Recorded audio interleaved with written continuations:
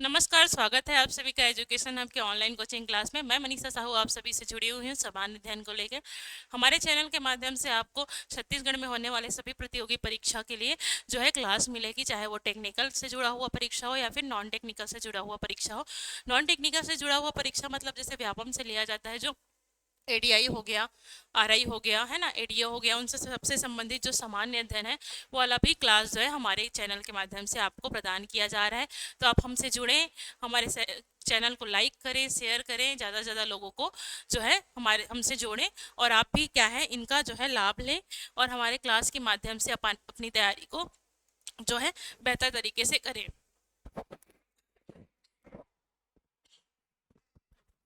जैसे पिछली कक्षा में हमने सिंधु घाटी सभ्यता से जुड़ा हुआ एमसीक्यूज किया था। उम्मीद करती हूँ वो क्लास आपको पसंद आया होगा, आपको कुछ नई जानकारी जो है देखने को मिली होगी। ठीक है, सिंधु सभ्यता से जुड़ा हुआ हमने 50 प्रश्न देखा था, जिसमें हमने जो है 10 से 20 अलग से क्या देखे थे, फैक्ट उससे जुड़ा हुआ हमने देखा था। आज की क्लास में हम वैदिक सभ्यता से जुड़ा हुआ 50 क्वेश्चन देखेंगे। आप हमारे साथ जुड़िए और साथ ही इसमें जो है आंसर आपको पता हो तो कमेंट बॉक्स में आंसर ज़रूर दें। ये जो क्लास होगा हमारा 30 से 40 मिनट का होगा, जिसमें आपको जो है कुछ महत्वपूर्ण प्रश्न के प्रैक्टिस आपको कराए जाएंगे। जो ये जो क्लास होगा आपके आगामी परीक्षा के लिए अत्यंत ही उपयोगी होगा। ठीक है, तो देखिए आज हम हमारा जो पहला सवाल है वो है, वैदिक काल में धनुर्वेद किससे संबंधित था। उससे पहले कुछ इंट्रोडक्शन देख लेते हैं। ठीक है, जो है सिंधु सभ्यता के बाद कौन सी काल आई, जो वेदों की रचना हुई, इसलिए से क्या कहते हैं, वैदिक काल कहते हैं। क्या कहते हैं, वैदिक काल कहा जाता है। ठीक है, वैदिक काल को दो भागों में बांटा गया है। एक पहला है ऋग्वैदिक काल। क्या है, ऋग्वैदिक काल। ठीक है, ऋग्वेद का काल था जिसमें सिर्फ ऋग्वेद की रचना हुई। फिर था उत्तर वैदिक काल। ठीक है, उत्तर वैदिक काल में अन्य 3 वेदों की रचना हुई। ठीक है, उत्तर वैदिक काल, उत्तर वैदिक काल में क्या हुई, अन्य 3 जो वेद थे उनकी रचना हुई। टोटल कितने वेद हैं, 4 वेद हैं। कितने वेद हैं, 4 वेद हैं। पहला लिखित साक्ष्य जो मिलता है वो कहाँ से मिलता है, वेदों से ही मिलता है। तो कितने वेद हैं, तो हमारे पास 4 वेद हैं। सबसे प्राचीन वेद कौन सा है, तो सबसे प्राचीन वेद ऋग्वेद है। कौन सा वेद है, ऋग्वेद है। ठीक है, ऋग्वेद में हमारी जो प्रार्थनाएं हैं, ठीक है, जो प्रार्थनाएं हैं, जो देवी देवताओं को समर्पित स्तुतियां हैं, ठीक है, जो हम स्तुति करते हैं, उन सब का उल्लेख कहाँ से मिलता है, ऋग्वेद से मिलता है। ठीक है, तो हमने देखा इस सब है। और अन्य 3 वेदों का, 3 वेद और पुराण है, ठीक है, उपनिषद है, इन सब का जो पुराण है, पुराण उपनिषद, इन सब की रचना कहाँ हुई, इन सब की रचना जो हुई वो उत्तर वैदिक काल में हुई। ठीक है, उत्तर वैदिक काल में ही लोहे की खोज हुई। और समाज जो है उत्तर वैदिक काल में जो है समान अलग अलग वर्णों में क्या हो गया, बट गया। किसमें बट गया, अलग अलग वर्णों में बट गया।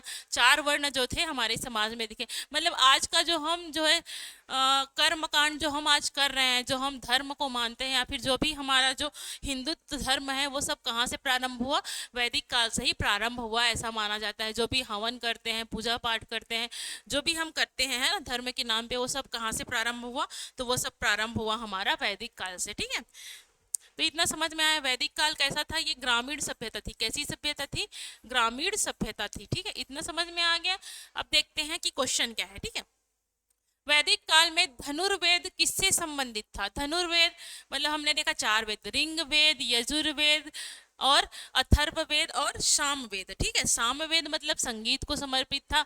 अथर्ववेद मतलब वो जादू टोना टुटका में समर्पित था। यजुर्वेद मतलब यजुर्वेद किससे संबंधित था, यजुर्वेद जो था वो कर्म कांड से संबंधित था। धनुर्वेद जो है उसी का ही एक उपवेद है। क्या है, उसी का ही एक जो है उपवेद है। ठीक है,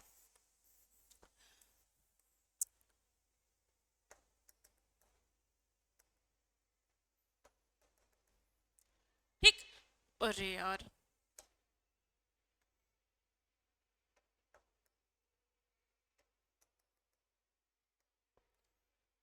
इतना समझ में आया।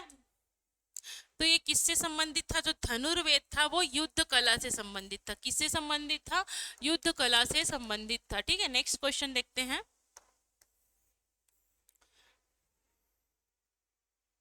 किस वेद में, किस ग्रंथ में या किस वेद में सबसे पहले जो है किसका उल्लेख मिलता है, सबसे पहले जो है वर्ण का उल्लेख मिलता है। ठीक है, हमने देखा कि क्या था उस समय के काल में जो है समाज जो है चार वर्णों में विभाजित था। कब विभाजित हुआ?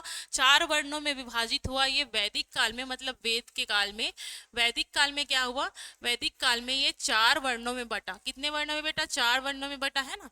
तो ये जब चार वर्णों में बचा तो सबसे पहले वर्ण व्यवस्था का जो है उल्लेख कौन से वेद में मिलता है? तो ऑप्शन ए है यजुर्वेद, ऑप्शन बी है सामवेद, ऑप्शन सी है ऋग्वेद, ऑप्शन डी है अथर्ववेद। तो किसमें मिला सबसे पहले इसका प्रमाण? मिला ऑप्शन नंबर सी, ऋग्वेद में। ऋग्वेद के 10वें मंडल में। ऋग्वेद के कौन सा मंडल? 10वां मंडल है, ठीक है।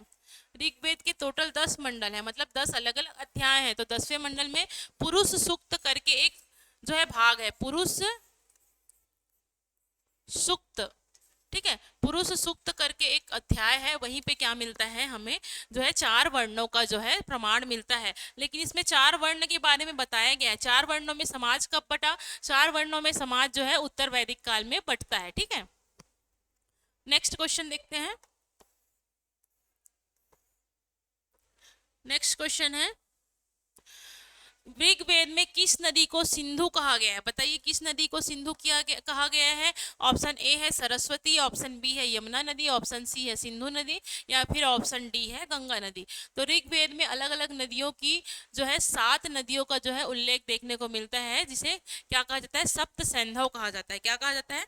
सप्त सैंधव कहा जाता है। और उसके आसपास निवासरत जो स्थान है उसे सप्त सैंधव प्रदेश भी कहा जाता है। तो इसका आंसर आएगा ऑप्शन नंबर सी, सिंधु नदी। क्या आएगा? सिंधु नदी। ऑप्शन नंबर सी, सिंधु नदी इसका आंसर आएगा। नेक्स्ट देखते हैं। मैंने स्टार्टिंग में ही बताया था अलग अलग जो वेद हैं उनके क्या क्या क्या है महत्व है। यजुर्वेद, अथर्ववेद। तो पहले देखते हैं किस वेद में जादू टोने का वेद कहा जाता है? किस वेद को जादू टोने का वेद कहा जाता है? बताइए क्या आएगा इसका answer? Option A Yajurveda, option B Atharvaveda, option C Samaveda, या फिर ऑप्शन नंबर डी ऋग्वेद। कौन आएगा इसमें? बताइए जादू टोने का वेद किसे कहा जाता है? जादू टोने का वेद कहा जाता है अथर्ववेद को। किसे कहा जाता है? अथर्ववेद को जादू टोने का वेद कहा जाता है। यहाँ पे देख लेते हैं हम, यजुर्वेद में क्या बताया गया है? कर्म कांड बताया गया है। क्या बताया है? कर्म कांड, मतलब कैसे कैसे पूजा भक्ति करनी चाहिए, महाराज को कितना दान देना चाहिए, किसमें बलि देनी चाहिए, कर्म कांड के बारे में किसमें बताया गया है? यजुर्वेद में बताया गया। और अथर्ववेद है, इसमें क्या बताया गया है? इसमें उपचार बताया गया है, जो हम हेप्नोटाइज कर सकते हैं, किसी को भी अपने वश में कर सकते हैं। वशीकरण के बारे में किसमें बताया गया है? इसी में बताया गया है। इसी में विभिन्न प्रकार के जो उपचार हैं उसके बारे में बताया गया है। सामवेद, स से साम, स से संगीत। क्या बताया गया इसमें? इसे संगीत का वेद कहा गया है। जो सारे गामा है ना, वो कहाँ है सबसे पहले उल्लेखित? सामवेद में, ठीक है। और जो ऋग्वेद है, जो सबसे प्राचीन वेद है, ये ऋग्वेद में क्या मिलता है हमें? प्रार्थनाएं मिलती है। क्या मिलती है? प्रार्थनाएं मिलती हैं, ठीक है।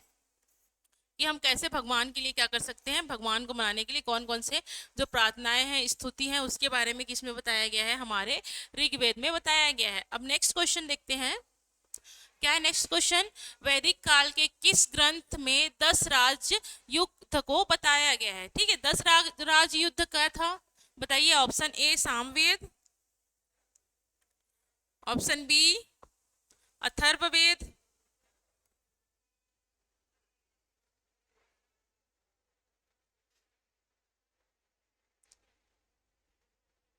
बताइए। ऑप्शन दिया है आपके सामने में।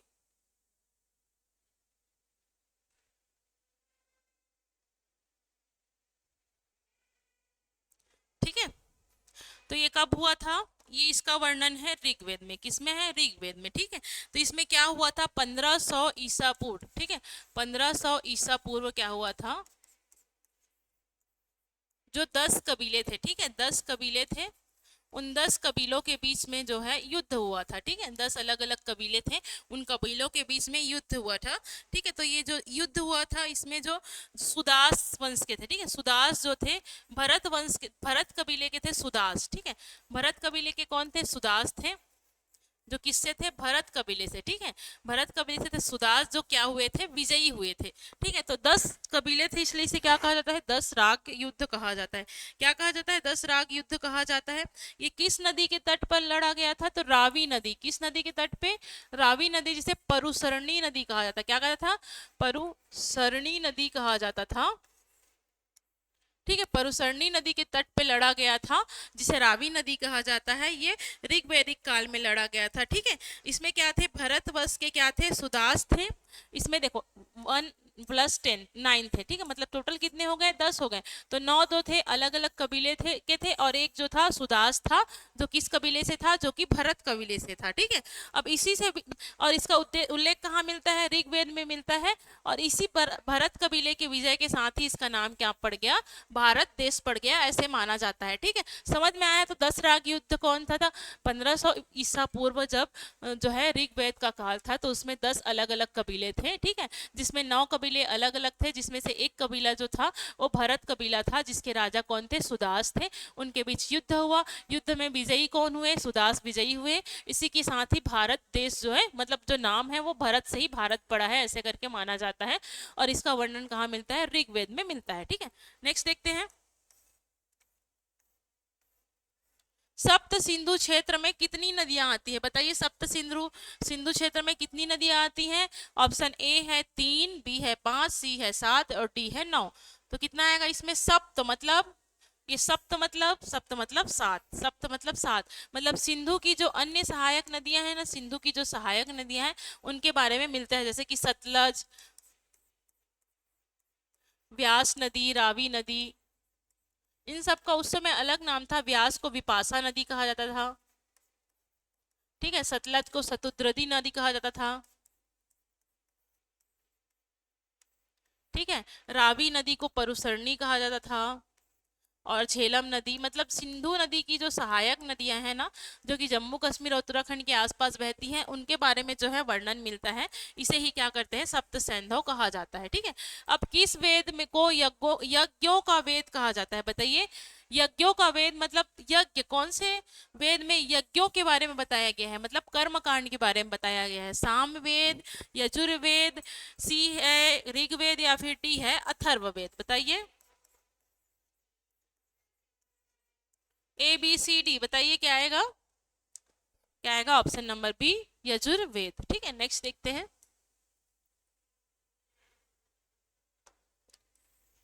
नेक्स्ट क्वेश्चन है, पुरोहित और सेनानी शब्द वैदिक समाज में किस संस्था से जुड़े हुए हैं। ठीक है, सेनानी, सेनानी मतलब, और पुरोहित मतलब क्या होता है, पुरोहित मतलब जो क्या कराते हैं, पूजा पाठ को संपन्न कराते हैं। ठीक है, पुरोहित मतलब जो पूजा पाठ को संपन्न कराते हैं वो। और सेनानी मतलब सेना, सेनानी मतलब सेना। ठीक है, तो ये किससे जुड़े हुए हैं, ऑप्शन नंबर ए ग्राम पंचायत से, ऑप्शन नंबर बी राजा से, ऑप्शन नंबर सी गुरुकुल से, या फिर ऑप्शन नंबर डी धर्म सभा से। ठीक है, क्या आएगा इसका आंसर, राजा की सत्ता से। किससे, राजा की सत्ता से, मतलब राजा के ही यहाँ कौन होते थे, पुरोहित होते थे, जो पूजा पाठ कराते थे, और एक होते थे सेनानी, जो क्या करते थे, उनकी रक्षा करते थे। ठीक है, नेक्स्ट क्वेश्चन देखते हैं। वैदिक काल में किस देवी को सप्त सिंधु की देवी कहा जाता था। ठीक है, बताइए, मतलब जो 7 नदियां थी, उस 7 नदियों की देवी किस नदी को कहा जाता था। सरस्वती नदी, सरस्वती माता, लक्ष्मी माता, पार्वती माता या फिर गंगा माता। ठीक है, तो बताइए कौन आएगा, इसका ऑप्शन आएगा ऑप्शन नंबर ए सरस्वती नदी। ठीक है, नेक्स्ट क्वेश्चन देखते हैं। अथर्ववेद में किस चीज के उपचार का उल्लेख नहीं है, बताइए। मतलब अथर्ववेद में देखा था ना हमने, अलग अलग उपचारों के बारे में बताया गया है। तो पूछा जा रहा है कि इसमें कौन से जो है, जिसका जो है उपचार इसमें नहीं बताया गया है। ऑप्शन नंबर ए सर्पदंश, ऑप्शन नंबर बी महामारी, ऑप्शन नंबर सी युद्ध नीति, या फिर ऑप्शन नंबर डी बुरी आत्मा। ठीक है, तो इसमें जो जादू टोना के बारे में बताया गया है, इसमें जो है जब सांप काटता है तो कैसे उसका जो है उपचार कर सकते हैं, कैसे, मतलब इसमें सर्जरी के बारे में बताया गया है। ठीक है, तो इसमें किसके बारे में नहीं बताया गया, युद्ध नीति के बारे में नहीं बताया गया। युद्ध नीति से जुड़ा हुआ वेद कौन सा है, धनुर्वेद। कौन सा है, धनुर्वेद। ठीक है, जो एक वेद का उपवेद है, यजुर्वेद का उपवेद है धनुर्वेद, और ये किसका उपवेद है, यजुर्वेद का। ठीक है, इसी में जो है युद्ध के बारे में बताया गया है। नेक्स्ट देखते हैं। वैदिक युग में किसे धातु को अयस कहा गया है। ठीक है, बताइए अयस, मैंने बताया था इसके बारे में, तांबा, लोहा, सोना या फिर चांदी। बताइए क्या आएगा इसका आंसर, ए बी सी या डी,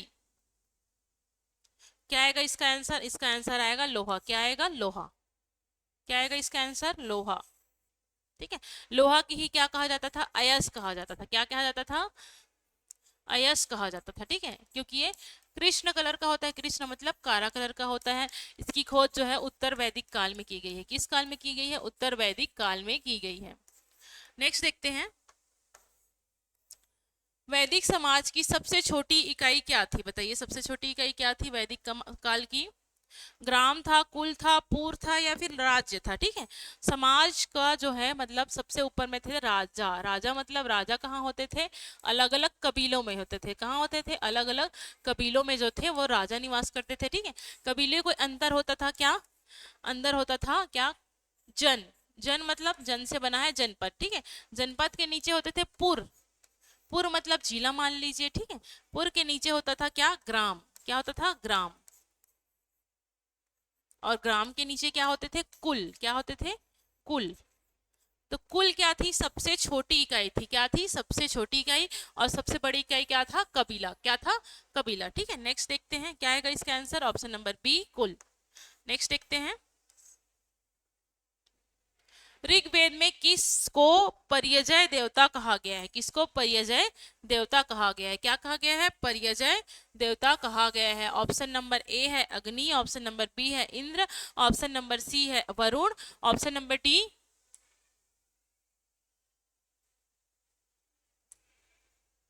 ऑप्शन नंबर डी है वायु। क्या है, वायु। ऑप्शन नंबर डी है वायु। क्या है, वायु।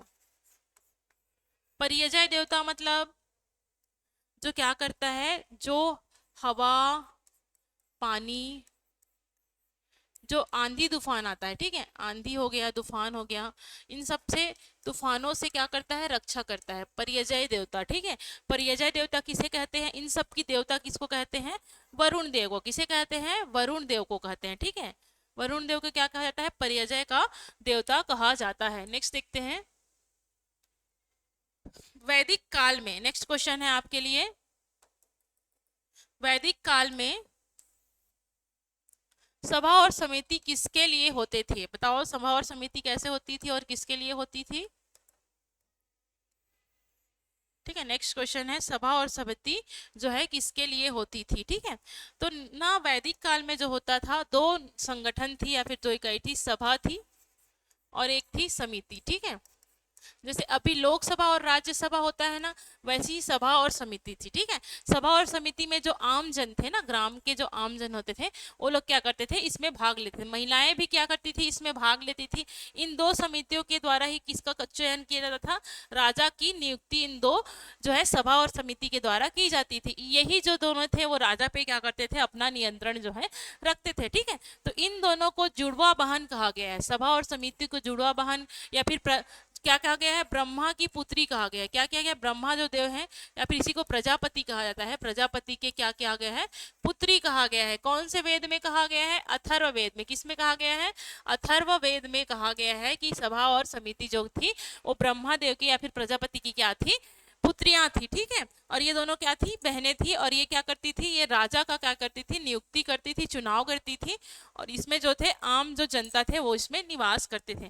तो मतलब क्या था, ये जो थे, ये जो है लोकसभा के समान थी और ये जो थी राज्यसभा के समान थी। ठीक है, तो लोकसभा और राज्यसभा का क्या काम होता है, जो भी राजनीतिक कार्यक्रम होते हैं, जो भी विधायी कार्यक्रम होते हैं, उन सबको निर्धारण कौन करते हैं, सभा, जो लोकसभा है वो राज्यसभा करता है। इसलिए इसका आंसर क्या आएगा, ऑप्शन नंबर सी, राजनैतिक निर्णय।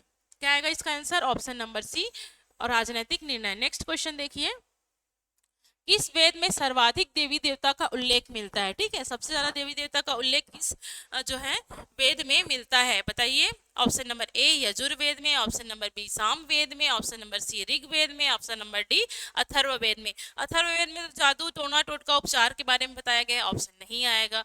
जो है सामवेद संगीत से जुड़ा हुआ है, नहीं आएगा। यजुर्वेद युद्ध से जुड़ा हुआ है, नहीं आएगा। तो क्या आएगा, ऋग्वेद। क्या आएगा, ऋग्वेद इसमें है। ठीक है, इसमें धरती आकाश, धरती आकाश और अंतरिक्ष, इन तीनों से जुड़े हुए देवी देवताओं का क्या मिलता है, उल्लेख जो है मिलता है। ठीक है, नेक्स्ट क्वेश्चन है, वैदिक युग में किस देवता को युद्ध के देवता कहे जाते हैं? किस देवता को युद्ध का देवता कहा जाता है, बताइए। ऑप्शन नंबर ए है मारुति, ऑप्शन नंबर बी है इंद्र, ऑप्शन नंबर सी है अग्नि, ऑप्शन नंबर सी है सोम। बताइए। देखो, अग्नि तो है वो क्या करता है, पृथ्वी और आकाश के बीच संपर्क करता है, पृथ्वी व आकाश के बीच क्या करता है, संपर्क कराता है। इसीलिए जो अग्नि वेद है, मतलब हवन देते हैं, तो हवन में क्या होता है, अग्नि होती है। तो ऐसा मान्यता है कि जो भी हमारे जो प्रार्थनाएं हैं, फिर जो भी मनोकामनाएं, वो धरती से ऊपर में भगवान तक कौन पहुंचाता है, अग्नि पहुंचाता है। इसलिए इसे मीडिएटर बोलते हैं। तो क्या ये युद्ध के देवता है? नहीं है, ठीक है। मारुति भी नहीं है। सोम, सोम मतलब अमृत होता है, क्या होता है, अमृत होता है, ठीक है। अमृत मतलब जो भी सोम पान करते हैं, इंद्र का ही एक मतलब क्या चल रहा है, पेय पदार्थ है सोम, ठीक है। तो युद्ध के देवता किसे कहा जाता है, इंद्र को कहा जाता है। इंद्र बहुत ही महत्वपूर्ण देवता थे, ठीक है, बहुत ही महत्वपूर्ण देवता थे। इनका जो है वर्णन 250 के से ज्यादा बार जो है ऋग्वेद में मिलता है। ऋग्वेद में सबसे ज्यादा बार उल्लेख किसका मिलता है, तो इंद्र का मिलता है। इंद्र को युद्ध के देवता भी कहे जाते हैं या फिर कहा जाता है, ठीक है। अब नेक्स्ट देखिए, नेक्स्ट क्वेश्चन है, सत्यमेव जयते जो है किस उपनिषद से लिया गया है, इंपॉर्टेंट है, ठीक है। सत्यमेव जयते जो देखते हैं हम, भारत का जो मतलब ध्येय वाक्य है, बोलना चाहिए सत्यमेव जयते, है ना। तो ये किस में मिलता है, जहां पे भी लोगो देखोगे सत्यमेव जयते जो है लिखा ही मिलता है। तो बताइए ये कहाँ से लिया गया है, कौन से उपनिषद से लिया गया है? ईश उपनिषद, मुंडक उपनिषद, छंदोग्य उपनिषद या फिर Brihadaranyaka Upanishad? A B C D, बताइए क्या आएगा इसका आंसर। बहुत ही इंपॉर्टेंट क्वेश्चन है, इसका आंसर आएगा ऑप्शन नंबर बी, मुंडक उपनिषद। क्या आएगा, ऑप्शन नंबर बी, मुंडक उपनिषद, ठीक है। इसमें जो छंदोग्य उपनिषद है ना, ये जो छंदोग्य उपनिषद है, इसमें जो है हमारे 4 आश्रमों के बारे में बताया गया है। जो 4 विभिन्न आश्रम पढ़ते हैं ना, कौन कौन से आश्रम, ब्रह्मचर्य आश्रम, गृहस्थ आश्रम, वानप्रस्थ आश्रम और संन्यास आश्रम, इन्हीं चारों आश्रम के बारे में जो उल्लेख मिलता है वो कहाँ मिलता है, छंदोग्य उपनिषद में मिलता है, ठीक है। उसके बाद देखते हैं क्या है इसका आंसर, मुंडक उपनिषद। इसमें से क्या मिला है, इसमें से मिला है हमको सत्यमेव जयते, यहीं से लिया गया है। ऋग्वेद में कुल कितने मंडल है, बताइए। ऋग्वेद में कुल कितने मंडल है, 5 मंडल, 7 मंडल, 10 मंडल या फिर 12 मंडल? पहले ही मैंने बताया था इसमें कितने मंडल है, इसमें टोटल 10 मंडल हैं, ठीक है। नेक्स्ट देखते हैं, वैदिक काल में कौन सा वर्ण कृषि और व्यापार का कार्य करता था, बताइए। 4 वर्ण वर्ण थे, कितने वर्ण थे, 4 वर्ण थे। ब्राह्मण था, क्षत्रिय था, वैश्य था और नीचे में था शूद्र, ठीक है, शूद्र थे। ब्राह्मण का क्या काम था, इसका था पठन पाठन का। किसका था, पठन पाठन का, मतलब पढ़ाने का काम कौन करता था, पढ़ने का, पढ़ाने का काम, पूजा पाठ करने का काम ब्राह्मण करता था, इसे सर्वोच्च माना जाता था। फिर क्षत्रिय आता था, क्षत्रिय का काम क्या था, रक्षा करने का काम था, इसलिए ये क्या बनता था, हमेशा राजा ही जो है, क्षत्रिय ही जो थे वो राजा बनते थे, ठीक है। वैश्य का काम क्या था, वैश्य का काम था सभी की सेवा करना, और शूद्र का काम क्या था, व्यापार करना और कृषि करना, ठीक है। व्यापार और कृषि का काम कौन करते थे, जो शूद्र थे वो व्यापार और कृषि का कार्य जो है करते थे, ठीक है। एक सेकेंड, 4 वर्ण थे, ऐसा माना गया। कृष्ण के मुख से क्या निकला, मुख से निकला, मुख से निकले ब्राह्मण, मुख से ब्राह्मण निकला, ठीक है। भुजा से क्या निकला, भुजा से निकला क्षत्रिय, भुजा से कौन निकले, क्षत्रिय निकले, ठीक है। जंघा से कौन निकले, जंघा से निकले कौन, वैश्य निकले, जंघा से वैश्य। और पैर या फिर पाद से किससे निकले, पैर से निकले शूद्र, कौन निकले, शूद्र, ठीक है। ये 4 वर्ण जो है वो हुए, ठीक है। मतलब भगवान कृष्ण के ने कहा कि मेरे मुख से कौन निकला, मुख से निकले ब्राह्मण, ठीक है। भुजा से कौन निकला, भुजा से निकला क्षत्रिय। देखो मुख का काम क्या होता है, बोलने का काम होता है, इसलिए ब्राह्मणों को देखोगे प्रवचन देने का काम किसका होता है, ब्राह्मण को होता है। कहीं पे पूजा पाठ हो रहे तो काम कौन करता है, ब्राह्मण करता है ना। तो और क्षत्रिय, क्षत्रिय कौन थे, क्षत्रिय का काम था रक्षा करने का। भुजा से निकले हैं, भुजा से निकले इसलिए रक्षा करते, इसलिए क्या बनते थे, राजा बनते थे, क्या बनते थे, राजा बनते थे, ठीक है। वैश्य, वैश्य कहाँ से निकले हैं, जांग से, किससे, जंघा से निकले हैं भगवान कृष्ण से, ऐसा माना गया है। तो इनका काम क्या था, कृषि करने का काम था, और क्या काम था इनका काम, व्यापार करने का काम इनका था। अब शूद्र कहाँ से निकले हैं, पैर से निकले हैं, इसलिए इनका काम क्या था, इसे सबसे नीचे माना जाता था। 4 वर्ण थे, चारों वर्णों में सबसे नीचे कौन माना जाता था, शूद्र जो वर्ण था उसे सबसे नीचे वर्ण माना जाता था। पूर्व में इसका इसका आधार क्या था, जो जिस काम को करता था, जो जिस काम को करता था उस काम के आधार पे क्या थे, वर्ण बटे हुए थे। लेकिन उत्तर वैदिक काल में आते आते ये कट्टर हो गया, और कट्टर होके क्या हो गया, ये जन्मजात हो गया। क्या हो गया, जन्मजात हो गया। मतलब जो जिस जिस वर्ण में पैदा हो रहा है उसी वर्ण में क्या होगा, वो आजीवन जो है उसी वर्ण में रहेगा, वही काम करेगा। तो ये जो शूद्र था, ठीक है, ये जो शूद्र वर्ण था, ये शूद्र वर्ण सबसे नीचे होता था। इसलिए इसका काम था क्या करना, सभी की सेवा करना, और इसका जो है उपनयन संस्कार भी नहीं होता था, और इसे जो बाकी जैसे पढ़ने लिखने नहीं दिया जाता था, या फिर समाज से इसे अलग रखा जाता था। ठीक है, नेक्स्ट देखते हैं।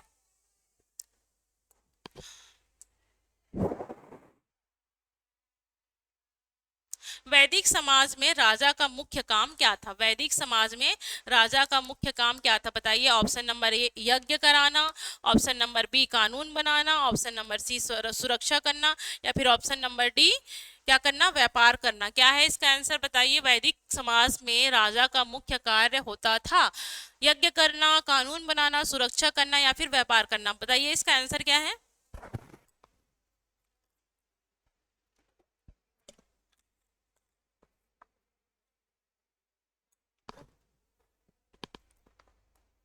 यज्ञ कौन करता था, ब्राह्मण। कानून कौन बनाता था, जो सभा और समितियां थी। ठीक है,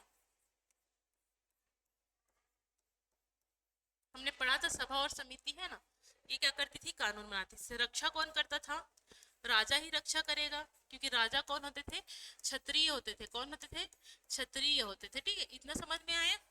और व्यापार कौन करते थे, हमने पढ़ा वैश्य वर्ण के लोग क्या करते थे, व्यापार करते थे। तो क्या आएगा इसका आंसर, ऑप्शन नंबर सी। क्या आएगा answer, option number C. Next question देखते हैं। उपनिषद शब्द का अर्थ है, बताइए उपनिषद शब्द का अर्थ क्या होता है। ठीक है, देखो वैदिक काल में क्या हुआ, इस काम को याद रखना। सबसे पहले किसकी रचना की गई, वेद की रचना हुई, वेद की। अब वेद में जो भाषाएं थी, जो बड़ा बड़ा वाक्य था, या फिर जो बड़ा बड़ा पंक्ति था, जो श्लोक लिखे गए थे, वो आम जनता तक पहुंचाने के लिए कठिन होता था। तो क्या करते थे, इन लोग कहाँ गए, जंगल में गए, और जंगल में गए जाकर किसकी रचना की, अरण्य की रचना की। किसकी की, अरण्य की। मतलब ये वेदों की सहायता करने के लिए एक उपनिषद होता है जिसे अरण्य कहते हैं। ठीक है, अरण्य के बाद रचना हुई वेदांग की। किसकी रचना हुई, वेदांगों की रचना। मतलब वेदों के अंग की ही एक रचना हुई जिसे वेदांग कहा जाता है। ठीक है, वेदांग के बाद रचना हुई वेदांत की। किसकी, वेदांत। वेदांत मतलब वेदों का अंतिम। वेदांत के बाद किसकी रचना हुई, महाकाव्य की। किसकी, महाकाव्य की। मतलब हमने दो महाकाव्य देखा है, कौन कौन से महाकाव्य हैं, महाभारत है और क्या है, महाभारत और रामायण, दो महाकाव्य है। ठीक है, तो जो वेदांत था, क्या था, वेदांत। वेदांत का ही अर्थ होता है उपनिषद। क्या होता है, उपनिषद। क्या होता है, उपनिषद। अब उपनिषद क्या है, उपनिषद जो होता है, मतलब क्या बोलना चाहिए, उपनिषद जो है दर्शन का पिता कहलाता है। क्या करता है, जो हम लोग फिलोसफी पढ़ते हैं ना, दर्शन शास्त्र, दर्शन शास्त्र के पिता किसे कहा जाता है, दर्शन शास्त्र के पिता कहा जाता है उपनिषद को। उपनिषद को ही क्या कहा जाता है, वेदांत कहा जाता है। और इसकी रचना क्या हुई, उत्तर वैदिक काल में की गई। इसमें जो क्या बोलना चाहिए, जो पारलौकिक शक्ति है, जैसे कि ये दुनिया कैसे बनी, किससे बनी, और बनने से पहले क्या थी, क्या सच में ईश्वर होता है, क्या सच में ईश्वर नहीं होता, होता है तो किस रूप में होता है। ठीक है, क्या वो मतलब क्या हम उसको देख सकते हैं, क्या हम उसको जैसे सोचते हैं, जैसे कि राम भगवान जैसे हैं, जैसे हमने सोचा है, क्या वो वैसी हैं, या उससे विपरीत है। इन सब की जो सोच है, जो एक दार्शनिक सोच है, उस दार्शनिक सोच को कौन बताता है, उपनिषद जो है बताता है। ठीक है, तो इसमें अलग अलग जो है दार्शनिक आएंगे, जैसे कि हम लोग एक देखते हैं चारवाक दर्शन है ना, चारवाक दर्शन जो होता है वो होता है, ऐसे हम दर्शन साथ में अलग अलग जो है दर्शनों को पढ़ते हैं, जिसमें बौद्ध दर्शन हो गए, जैन दर्शन हो गए। तो उपनिषद का मुख्य काम क्या होता है, निकट बैठना। क्या होता है, निकट बैठना। मतलब अपने गुरु के पास बैठकर ज्ञान की प्राप्ति करना। ठीक है, गुरु के पास बैठकर क्या करना, ज्ञान की प्राप्ति करना। गुरु के पास या निकट बैठना, गुरु के पास निकट बैठना, और निकट बैठकर क्या करना, ज्ञान की प्राप्ति करना। मतलब जो भी कंफ्यूजन है, उस कंफ्यूजन को दूर करने के लिए किसके पास बैठना, गुरु जी के पास बैठना ही क्या कहलाता है, उपनिषद कहलाता है। उपनिषद, निषद मतलब निकट। ठीक है, तो इसका क्या है अर्थ, निकट बैठना, देव स्तुति करना, वेदों की व्याख्या करना, या फिर यज्ञ का विधान करना। क्या है आंसर, बताइए इसका। बताइएगा इसका आंसर क्या आएगा, ऑप्शन नंबर ए निकट बैठना। ठीक है, अब नेक्स्ट देखते हैं, वैदिक युग में सबसे बड़ी सभा कौन सी थी, बताइए सबसे बड़ी सभा कौन सी थी। हमने दो पढ़ा था, सभा और समिति पढ़ा था। सभा और समिति में बड़ा कौन था, बताइए। समिति बड़ी थी, सभा बड़ी थी, ग्राम सभा बड़ी थी कि राज्यसभा बड़ी थी। हमने ग्राम सभा पढ़ा ही नहीं है, राज्यसभा पढ़ा ही नहीं, सिर्फ दो ही सभा पढ़ा था, सभा और समिति। तो हम देखते हैं समिति, समिति क्या है, लोकसभा है, और सभा क्या है, राज्यसभा है। ठीक है, तो इसमें बड़ा कौन सा होता है, लोकसभा बड़ा होता है कि राज्यसभा होता है, तो बड़ा कौन होता है, राज्यसभा। मतलब समिति क्या होती है, बड़ी सभा है। ठीक है, नेक्स्ट देखते हैं, किस ग्रंथ में सबसे पहले आत्मा और परमात्मा का उल्लेख मिलता है। किस ग्रंथ में सबसे पहले आत्मा और परमात्मा में एकता के विचार मिलते हैं। ठीक है, नेक्स्ट क्वेश्चन है, किस ग्रंथ में सबसे पहले आत्मा और परमात्मा की एकता पर क्या मिलते हैं, विचार मिलते हैं। हमने अभी अभी देखा जो पारलौकिक शक्ति है, आत्मा, परमात्मा, ईश्वर, पृथ्वी, इन सब के बारे में हमने किस में चर्चा की थी, दर्शन में चर्चा की थी। और दर्शन किसके अंतर्गत आता है, उपनिषद के अंतर्गत। उस उपनिषद को ही क्या कहा जाता है, दर्शन का पिता कहा जाता है। तो इसमें आत्मा और परमात्मा में एकता किसमें मिलेगी, बताइए। ब्राह्मण ग्रंथ में, ऑप्शन नंबर बी उपनिषद में, ऑप्शन नंबर सी यजुर्वेद में, या फिर ऑप्शन नंबर डी ऋग्वेद में। क्या आएगा इसका आंसर, ऑप्शन नंबर बी उपनिषद में। ठीक है, नेक्स्ट देखते हैं, वैदिक समाज में विवाह किस प्रकार था, बताइए किस प्रकार की विवाह चलती थी वैदिक काल में, बताइएगा।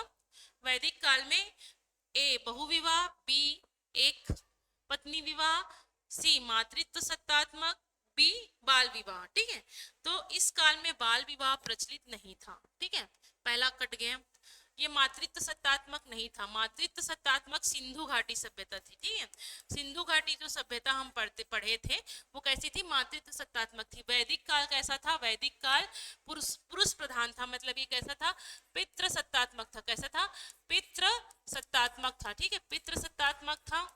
तो देखिए इसमें क्या, कौन सी विवाह प्रथा थी, तो इसमें कौन सी विवाह प्रथा थी, एक पत्नी विवाह प्रथा थी। ठीक है, जब हम उत्तर वैदिक काल पढ़ते हैं या फिर महाजनपद काल पढ़ते हैं तो वहाँ पे 8 प्रकार के अलग अलग विवाहों का वर्णन मिलता है। कितने प्रकार के, 8 प्रकार के अलग अलग विवाहों का वर्णन जो है मिलता है। नेक्स्ट देखते हैं, ऋग्वेद की रचना किस भाषा में हुई है, बताइए। क्या प्राकृत भाषा है, क्या पाली भाषा है, वैदिक भाषा है, या फिर हिंदी भाषा है, बताइए। एकदम सरल है, कौन सा है, इसमें आएगा ऑप्शन नंबर सी वैदिक संस्कृत। क्या आएगा, वैदिक संस्कृत। ठीक है, नेक्स्ट देखते हैं। ठीक, हमने 50 क्वेश्चन कर लिया। ठीक है, तो आज की क्लास में इतना ही। आज हमने जो है वैदिक काल से संबंधित 5 सवाल देखे थे। वैदिक काल के बारे में हमने पढ़ा था कि वैदिक काल को 2 भाग में बांटा गया, उत्तर वैदिक काल और उत्तर वैदिक काल, और क्या हमने देखा, वैदिक काल। इसको 2 भाग में बांटा गया है, उत्तर वैदिक काल और उत्तर वैदिक काल और ऋग वैदिक काल। ठीक है, इतना दोनों देखा, वैदिक काल। उसके बाद हमने क्या देखा, ये कैसी सभ्यता थी, ये ग्रामीण सभ्यता थी।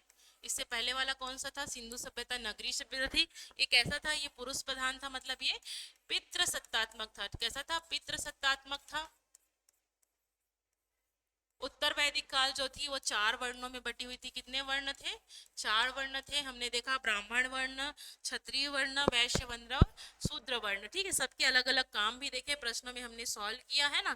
इसमें गाय को क्या माना जाता था, गाय को बहुत ही क्या माना जाता था, उच्च कोटि का माना जाता था, उच्च कोटि का माना जाता था। ठीक है, और हमने देखा कि सबसे ज्यादा वर्णन किसका मिलता है, इंद्र का मिलता है। इंद्र का सबसे ज्यादा कितने बार उल्लेख मिलता है, 250 बार मिलता है। उसके बाद हमने देखा वरुण, वरुण का जो है 200 बार मिलता है ना। अग्नि का ही वैसे ही वर्णन मिलता है। फिर हमने देखा 7 नदियों का वर्णन मिलता है, जिसे क्या कहा जाता है, सप्त सैंधव कहा जाता है। क्या कहा जाता है, सप्त सैंधव कहा जाता है। इतना हमने पढ़ा। और हमने देखा अलग अलग वेदों में किसमें क्या क्या उल्लेख है, उसके देखा हमने उपनिषद के बारे में पढ़ा। अगले क्लास में वैदिक काल से रिलेटेड कुछ और क्वेश्चन हम करेंगे। तब तक के लिए धन्यवाद। अगर क्लास पसंद आए तो लाइक करें, अपना आंसर जो है कमेंट बॉक्स में जरूर दें। मिलते हैं अगले क्लास में, धन्यवाद।